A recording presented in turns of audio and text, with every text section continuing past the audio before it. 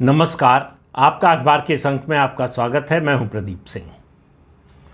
पहलगाम में हुई घटना पर प्रधानमंत्री नरेंद्र मोदी की पहली प्रतिक्रिया आई है। इससे पहले बुधवार को सीसीएस की बैठक हुई, कैबिनेट कमेटी ऑन सिक्योरिटी, और जो कुछ उसमें फैसले हुए हैं, आज बिहार में जो प्रधानमंत्री ने एक सार्वजनिक सभा में बोला है, इन दोनों को अगर आप मिलाकर देखें तो जो तस्वीर उभरती है, मैं गोस्वामी तुलसीदास जी से क्षमा चाहता हूँ, उनकी रचना में थोड़ा सा परिवर्तन करना चाहता हूँ। आपको प्रसंग याद होगा कि जब भगवान राम श्रीलंका जाने के लिए समुद्र से रास्ता मांग रहे थे, 3 दिन तक उन्होंने तपस्या की, विनती की। 3 दिन बीत गए, तब गोस्वामी तुलसीदास जी ने लिखा है कि विनय न मानत जड़धि जल, गए 3 दिन बीत, बोले राम सकोप तब, भय बिन होय न प्रीत। यहाँ मैं इसमें थोड़ा सा बदलाव कर रहा हूँ। विनय न मानत जड़धि पाक, गए 11 साल बीत, बोले मोदी सकोप तब, भय बिन होत न प्रीत। तो प्रधानमंत्री नरेंद्र मोदी ने पाकिस्तान की बर्बादी के एक्शन प्लान का ऐलान कर दिया है। इसकी शुरुआत सीसीएस की बैठक पे हुए फैसलों से हुई।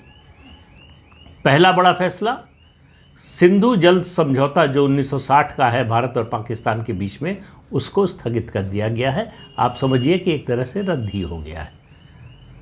सिंधु जल समझौते का महत्व आप इस बात से समझिए कि 6 नदियों में से जो पश्चिम की 3 नदियां हैं, वो उसका पानी पाकिस्तान को मिलता है, और ये नदियां हैं चिनाब, झेलम और सिंधु। और पूरब की जो 3 नदियां हैं, सतलुज, व्यास और रावी, इन पर भारत का अधिकार है। इसमें पाकिस्तान को 80% पानी मिलता है, भारत को 20%। और समझौते के बाद से दोनों देशों के संबंध बनाए रखने के लिए जो कांग्रेसी सरकारें थी, और उसके बाद में दूसरे दलों की भी सरकारें थी, उन्होंने ज़्यादा पानी, भारत के हिस्से का भी पानी पाकिस्तान को दिया। पाकिस्तान में जो खेती होती है, पाकिस्तान में जो सिंचाई होती है, उसका जो सिंचित क्षेत्र है, उसका 80% इन्हीं नदियों के जल से सिंचित होता है। अब इसके रुकने के बाद आप समझ सकते हैं कि क्या हालत होगी। किशन गंगा प्रोजेक्ट जो है, भारत उस पर एक पनबिजली योजना लगा रहा था, बांध बना रहा था, पाकिस्तान बार बार रोकने की कोशिश कर रहा था। अब वो सारी बाधाएं दूर हो गई हैं। इस संधि को कराने में वर्ल्ड बैंक की बड़ी भूमिका थी, उसने मध्यस्थता निभाई थी। बहुत से लोगों को लगता है कि पाकिस्तान वर्ल्ड बैंक जाएगा और जो है भारत के लिए मुश्किल हो जाएगी, तो उनको बता दें कि इस संधि में इस बात की व्यवस्था है कि जब दोनों पक्ष मिलकर वर्ल्ड बैंक के पास जाएंगे कि आप आइए मध्यस्थता कीजिए, तभी वर्ल्ड बैंक कर सकता है, अन्यथा बिल्कुल नहीं कर सकता। तो ये तो इसके जो है तकनीकी पक्ष को समझ लीजिए। और सिंधु जल बंटवारे के समझौते को रद्द करने या स्थगित करने का मतलब है पाकिस्तान पानी के लिए तरसेगा। वहाँ की हालत समझिए, दुनिया के जितने देश हैं उनमें सबसे ज़्यादा अगर कोई वाटर स्कैर्सिटी वाला कोई देश है तो वो पाकिस्तान है। सबसे कम पानी जो है पाकिस्तान के पास है। रेगिस्तानी इलाकों की बात नहीं कर रहा हूँ। और पाकिस्तान में एक दूसरी समस्या चल रही है। पाकिस्तान, आपको पता है कि पाकिस्तान आर्मी चलाती है, और पाकिस्तान आर्मी को पंजाबी चलाते हैं। जो पंजाबी इलाका है पाकिस्तान का, वहीं से पाकिस्तान की आर्मी के लगभग सारे जनरल बनते हैं। पाकिस्तान आर्मी में पंजाबियों का दबदबा है। आप समझिए कि वो एक तरह से पंजाबी आर्मी है। तो पंजाब को और बेहतर बनाने के लिए इन नदियों का पानी जो मिलता है सिंधु जल बंटवारे में, उस पानी को केनाल बनाकर सिंध से पंजाब की ओर मोड़ने की कोशिश हो रही है। पाकिस्तान की सरकार ये पाकिस्तान की सेना के दबाव में कर रही थी। उसका बड़ा विरोध है सिंध में कि आप हमारा पानी काट रहे हैं। ये विरोध और बढ़ने वाला है। और एक बात हम सब लोगों को पता है, लेकिन सिर्फ याद दिलाने के लिए कह रहा हूँ, दुनिया की कोई फौज बिना पानी के नहीं लड़ सकती। तो इसके इम्पैक्ट को समझिए। जब पानी के लिए हाहाकार मचेगा पाकिस्तान में, ऐसा नहीं है कि कल से ये पानी पूरा बंद हो जाएगा। कोई टैप नहीं है कि भारत जो है उसने इस समझौते को स्थगित किया तो कल से वो नल बंद कर देगा। लेकिन भारत अभी तक क्या कर रहा था? भारत अभी तक अपने हिस्से का पानी भी पाकिस्तान को जाने दे रहा था। वो बंद हो जाएगा तो हमारे कम से कम 2 राज्य, पंजाब और राजस्थान, उनको ज़्यादा पानी मिलेगा, जो शिकायत हमेशा करते रहते थे कि हमको अपनी ही नदियों का पानी जितना हमारा हिस्सा है कानूनी रूप से वो भी नहीं मिल रहा है। पाकिस्तान में पानी के लिए अगर आने वाले समय में अंतर्कलह हो, आंतरिक संघर्ष हो और सिविल वॉर की नौबत आ जाए तो कोई आश्चर्य नहीं। तो ये बड़ा काम किया जो हमेशा पाकिस्तान और भारत के बीच में जब भी युद्ध होता था या इस तरह की स्थिति आती थी, इसकी मांग होती थी। वो मांग पहली बार नरेंद्र मोदी की सरकार ने पूरा किया। दूसरा काम किया, अटारी बॉर्डर को बंद कर दिया। 4000 करोड़ का ट्रेड होता है अटारी बॉर्डर से पाकिस्तान का, उसको भारत सरकार ने बंद कर दिया। अब आप उससे अंदाज़ा लगाइए कि पाकिस्तान पर कितनी बड़ी आर्थिक चोट पड़ी है। इसका असर आपको अभी थोड़े दिन में दिखेगा, लेकिन ये पाकिस्तान के लिए बहुत बड़ा झटका है। 4 युद्ध हमने लड़े हैं, लेकिन इस तरह का झटका पाकिस्तान को इससे पहले कभी नहीं मिला था। दूसरा, पाकिस्तान और भारत में दोनों देशों के जो उच्चायोग हैं, उनके स्टाफ की संख्या, डिप्लोमेट्स की संख्या घटा दी गई। पहले ही जो है घटा दी गई थी, 150 से जो है 55 पे कर दी गई थी। अब उस 55 को भी घटाकर 30 पर कर दी गई। सार्क देशों के सदस्य होने के नाते जो सार्क वीज़ा मिलता था उसको भारत ने रद्द कर दिया है। किसी पाकिस्तानी को भारत का वीज़ा नहीं मिलेगा। जिनको पहले जारी हो चुका है उनके सभी वीज़ा रद्द समझे जाएं और उन सब से कहा गया है कि 1 हफ्ते में ये देश छोड़कर निकल जाइए। पाकिस्तान में जो भारतीय उच्चायोग है और भारत में जो पाकिस्तानी उच्चायोग है, वहाँ जो आर्मी, नेवी और एयरफोर्स के सलाहकार हैं उनको वापस बुला लिया गया है। भारत ने अपने सलाहकारों को वापस बुला लिया है, पाकिस्तान के सलाहकारों को कहा है देश छोड़ के चले जाइए। उनको भी 1 हफ्ते का समय दिया गया है। तो ये हुए सीसीएस के फैसले। ये सिर्फ स्टार्टर है, ये शुरुआत है, पहला कदम, पहला डग भरा है भारत ने।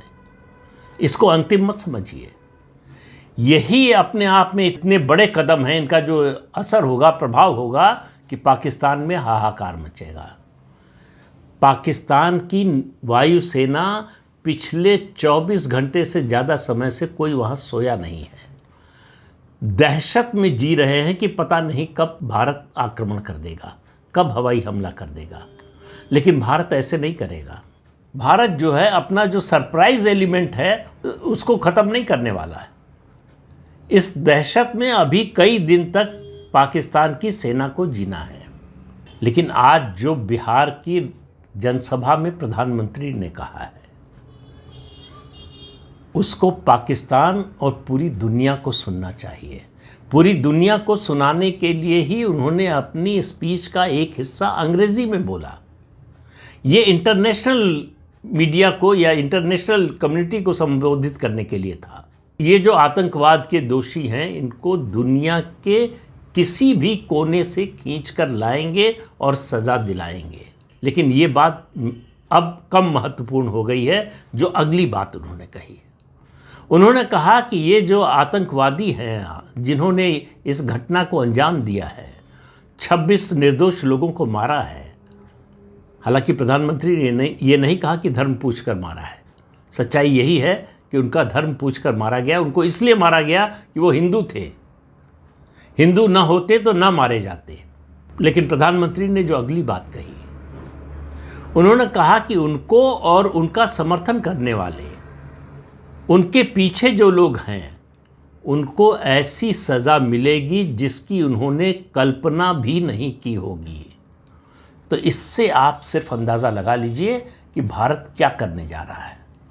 प्रधानमंत्री के स्वर में जो आक्रोश था, जो क्षोभ था इस घटना से, जो दुख था, उन्होंने कहा पूरा देश, 140 करोड़ लोग जिन परिवारों ने अपनों को खोया है, उनके साथ खड़े हैं। और कहा इस आतंकवाद की जो ज़मीन बची है उसको भी मिट्टी में गाड़ देंगे, ज़मीन में गाड़ देंगे। पहली बार 77 सालों में पहली बार देश का कोई प्रधानमंत्री इन शब्दों में बोला है, इस भाषा में बोला है, इस शैली में बोला है। और वो रिजॉल्व दिखाई देता है कि आतंकवाद को जड़ से ख़त्म करना है। जब तक इसकी जड़ पर प्रहार नहीं करेंगे तब तक जो है ये इसके खात्मे की उम्मीद नहीं कर सकते। अब जो कल बैठक हुई है सीसीएस की, ऐसे तो किसी को नहीं मालूम कि और किन बातों पर विचार हुआ है, लेकिन एक बात तय है कि जो फैसले हुए हैं उससे पता चल रहा है कि भारत सभी विकल्पों पर विचार कर रहा है। कोवर्ट एक्शन, ओवर्ट एक्शन, सीधे मिलिट्री एक्शन जिसको सेना की भाषा में काइनेटिक एक्शन कहते हैं, और इसके अलावा डिप्लोमेटिक एक्शन, इकोनॉमिक एक्शन जिसकी शुरुआत हो चुकी है। उन्होंने दुनिया के देशों के उन नेताओं का धन्यवाद दिया प्रधानमंत्री ने जिन्होंने इस समय पर जो है भारत के साथ खड़े रहने का फैसला किया है, भारत का समर्थन करने का निर्णय किया है। इसका मतलब समझिए, इसका मतलब विश्व समुदाय भारत के साथ है। इसका मतलब है डिप्लोमेटिक स्तर पर जो भी काम होना था वो हो चुका है। अब भारत को दुनिया का कोई देश पाकिस्तान के खिलाफ एक्शन लेने से रोकने वाला नहीं है। सबका समर्थन है, सबका एक तरह से ग्रीन सिग्नल है कि जो करना चाहते हैं वो कीजिए, हम आपके साथ हैं। ये भारत की सबसे बड़ी डिप्लोमेटिक विक्ट्री है पिछले 77 सालों में, और ये कमाई सिर्फ और सिर्फ प्रधानमंत्री नरेंद्र मोदी की है। उनकी जो पिछले 11 साल की विदेश नीति है उसका परिणाम है आज कि अमेरिका हो, यूरोप हो, खाड़ी के देश हों या दूसरे मुस्लिम देश हों, भारत के साथ खड़े हैं पाकिस्तान के खिलाफ। इस बात पर ज़्यादा गौर कीजिए। पाकिस्तान के खिलाफ दुनिया के ज़्यादातर देश, एक दो देशों के अपवाद को छोड़ दीजिए, अंदर मन में कुछ भी हो लेकिन समर्थन चीन ने भी किया है कि हम आतंकवाद का समर्थन नहीं करते। पाकिस्तान में आतंकवाद की मार चीन भी झेल रहा है। इतना बड़ा इन्वेस्टमेंट किया है, वहाँ उसके लोग मारे जा रहे हैं, पाकिस्तान की सेना बचा नहीं पा रही है। तो चीन भी अगर भारत कोई बड़ा एक्शन लेता है तो चीन पाकिस्तान को बचाने आएगा। ये जो लोग भारत में समझते हैं उनको ये समझ लेना चाहिए कि ऐसा नहीं होने वाला है। लेकिन मैं तो फिर कह रहा हूँ कि पाकिस्तान से बड़ी समस्या भारत में जो पाकिस्तान है वो है। उस इकोसिस्टम को, उसको ध्वस्त करने की ज़रूरत है। दूसरी तरफ हमारे जो सैन्य विशेषज्ञ हैं उनका कहना है कि पाकिस्तान का ब्रिगेड हेडक्वार्टर हमारी फायरिंग रेंज में या स्ट्राइक रेंज के अंदर है, उस पर हमला होना चाहिए। उस पर हमला होगा कि नहीं, कब होगा ये पता नहीं, लेकिन एक्शन ऐसा होगा जो आज तक कभी नहीं हुआ। ये प्रधानमंत्री की भाषा सुन लीजिए आप, उनकी आवाज़ में जो आक्रोश है उस पर ध्यान दीजिए, आपको समझ में आएगा कि क्या होने वाला है। कोई छोटा मोटा एक्शन नहीं होने वाला है। जो एक्शन होगा उसके सामने सर्जिकल स्ट्राइक और बालाकोट की एयर स्ट्राइक बहुत ही छोटे लगेंगे, बहुत ही मामूली सी घटना लगेगी। अब ये हालत, ये देखिए, पहली बार हो रहा है कि इतनी बड़ी घटना हुई लेकिन भारत सरकार की ओर से एक भी बयान ऐसा नहीं आया कि इसके लिए पाकिस्तान जिम्मेदार है। एक भी नेता ने या सरकारी अधिकारी ने नहीं कहा कि हम पाकिस्तान के खिलाफ डोजियर तैयार कर रहे हैं, दुनिया भर को दिखाएंगे कि कैसे उसका इन्वॉल्वमेंट है। उधर चोर की दाढ़ी में तिनका, पाकिस्तान कह रहा है, उसके रक्षा मंत्री कह रहे हैं कि भारत हमको दोष न दे, हमारा इसमें कोई हाथ नहीं है। अरे भाई, आप किसने कहा कि आपका हाथ है? तो आप क्यों बोलने लगे? अब आप घटनाक्रम पर ध्यान दीजिए। 17 अप्रैल को उनका जो आर्मी चीफ है आसिम मुनीर, वो भाषण देता है कि हिंदू मुसलमान अलग अलग हैं, ये कभी एक नहीं हो सकते। हमारे पुरखों ने बड़ी लड़ाई लड़ी है, बड़ी कुर्बानी दी है, तब पाकिस्तान बना है। पाकिस्तान दुनिया का दूसरा ऐसा देश है जो कलमा के आधार पर बना है। और जब वो ये बातें बोल रहा था तो ये आतंकवादी कश्मीर में मौजूद थे। सवाल ये है कि इनको शरण कौन दे रहा था? उस पर भी दूसरे वीडियो में बात करूंगा कि ये क्या हो रहा है। एक नए तरह का अभियान चलाने की कोशिश हो रही है। तो ये आतंकवादी वहां मौजूद थे और पहले से इसकी प्लानिंग थी। आसिम मुनीर के भाषण के 4 दिन के अंदर ये घटना होती है। इससे आप समझिए कि पाकिस्तान का इरादा क्या था। लेकिन आसिम मुनीर के फरिश्तों को भी ये अंदाज़ा नहीं रहा होगा कि इसके बाद मोदी क्या करने वाले हैं। और जिन पीढ़ियों को बताने की बात कह रहे थे वो कि अपनी अगली पीढ़ियों को, तीसरी, चौथी, 5वीं पीढ़ी को बताइए, अब उनको बताना पड़ेगा कि जब उन्होंने ये काम किया तो भारत ने जवाब क्या दिया। यही पाकिस्तान के इतिहास की सच्चाई बनेगी। यही पाकिस्तान की आने वाली पीढ़ियां पढ़ेंगी कि पहलगाम में जो पाकिस्तान ने किया, पाकिस्तान के भेजे आतंकियों ने किया, उसका जवाब भारत ने किस तरह से दिया। और ये फिर कह रहा हूं कि जो सीसीएस की बैठक में फैसले हुए, ये महज शुरुआत है। ग्रेडेड अप्रोच है प्रधानमंत्री नरेंद्र मोदी की। आपने साइंस में पढ़ा होगा, लेटेंट हीट की बात का सिद्धांत पढ़ा होगा। आप खौलते हुए पानी में मेढक को डाल दीजिए, कूदकर बाहर आ जाएगा। लेकिन एक बर्तन में ठंडा पानी रखिए, उसमें मेढक को डाल दीजिए, गैस ऑन कर दीजिए, धीरे धीरे टेम्परेचर बढ़ाते जाइए। मेढक निकलने का जैसे जैसे पानी गर्म होगा कोशिश करेगा, संघर्ष करते करते हार जाएगा, अंत में पानी खौलने लगेगा और उसी में मर जाएगा। तो प्रधानमंत्री नरेंद्र मोदी की नीति वही है। कोई नी जर्क रिएक्शन नहीं, कुछ नहीं कहा कि हम बम गिरा देंगे, हम उड़ा देंगे, ख़त्म कर देंगे, ऐसा कोई बयान नहीं आया। सिर्फ इतना कहा, और वो एक वाक्य ही काफ़ी है कि ऐसी सज़ा देंगे जिसकी उन्होंने कल्पना भी नहीं की होगी। और ये बात केवल उन आतंकवादियों के लिए नहीं जो आए थे, ये बात उनके लिए भी है जो उनके आका हैं, जो उनका समर्थन कर रहे हैं, जिन्होंने उनको तैयार किया, जिन्होंने उनको भेजा, जो इस नीति पर चल रहे हैं। पाकिस्तान ने आतंकवाद को अपनी विदेश नीति का एक औजार बना लिया, स्टेट क्राफ्ट का एक हिस्सा बना लिया है। लेकिन इस घटना के बाद पाकिस्तान में किसी की हिम्मत नहीं होगी ऐसा करने की, इसका विश्वास रखिए। बहुत बड़ा एक्शन होने जा रहा है, जो 47 के बाद कई मौके आए थे जब होना चाहिए था, नहीं हुआ क्योंकि उस तरह की पॉलिटिकल विल नहीं थी। हमारी फौजों ने जो युद्ध के मैदान में जीता, उसे भी हमारे नेताओं ने बातचीत की मेज पर गंवा दिया। अब ऐसा नहीं होने जा रहा है।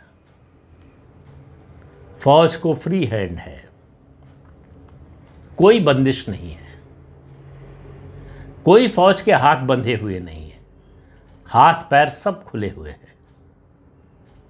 और भारत की जो सैन्य क्षमता है और भारत के फौजों का जो मनोबल है, जो जज्बा है, दुनिया में उसका कोई सानी नहीं है। इसलिए ये एक्शन ऐसा होगा, फिर कह रहा हूँ, बार बार कह रहा हूँ कि पाकिस्तान की आने वाली पीढ़ियाँ इसको याद रखेंगी। इंतज़ार कीजिए, बस थोड़े समय की बात है, इसमें बहुत ज़्यादा समय नहीं लगने वाला है। ये कोई पंचवर्षीय योजना नहीं है, ये बहुत जल्दी होने वाली है। लेकिन हमें आपको पता तब चलेगा जब ये हो जाएगा। तब तक पाकिस्तान दहशत में जिएगा और हम और आप उम्मीद और जिज्ञासा में। तो इंतज़ार कीजिए। इस अंक में इतना ही, अगले अंक में फिर मिलेंगे किसी नए मुद्दे के साथ। तब तक के लिए अनुमति दीजिए। आपसे अनुरोध है कि ये चैनल देखिए, शेयर कीजिए, लाइक कीजिए और सब्सक्राइब ज़रूर कीजिए। नमस्कार।